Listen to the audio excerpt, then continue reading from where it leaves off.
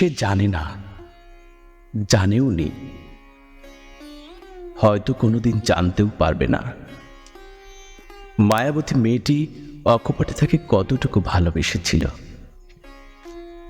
কোনো এক আকাশ কালো বর্ষায় মানুষটাকে না পাওয়ার অসহমান বেদনায় চাতকিনীর কাজল দু আঁখি বেয়ে কত জল ঝরে মিশে গিয়েছিল শ্রাবণ মেঘের অঝোর ধারায়। শুষ্ক পাতা ঝরা চিরহরিত মর্মরে রচিত হয়েছিল এক বুক অপ্রাপ্তির না লেখা না বলা বিষাদ কাব্য।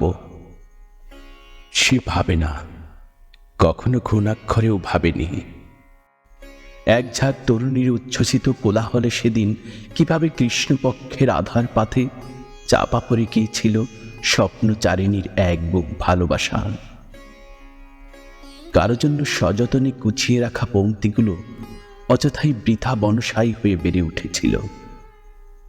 কি হতভাগা লোকটা! এক কপালে কত কি হারালো, ক্ষুদ্র এই জীবনে জানতেও পারল না কোনোদিন।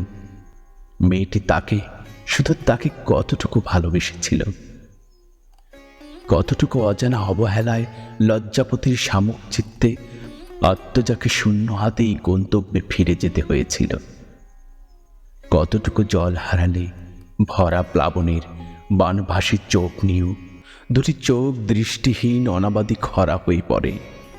হৃদয়ের কতটুকু ক্ষরণে সম্পূর্ণ একটা জীবন নিয়েও নির্লিপ্ত নির্জীব হয়ে হতে হয় স্থবির চিন্তা লাশ। থেমে যায় বুকের চলমান ধুকধুকানি হৃৎপিণ্ড। কতটুকু বিসর্জনে উপচানো ভালোবাসা নিয়েও পরিণত হতে হয় এক অনাবাদী ধুধু হৃদয় হীনায়, এক অনাবাদী ধুধু হৃদয় হীনায়, এক অনাবাদী ধুধু হৃদয় হীনায়।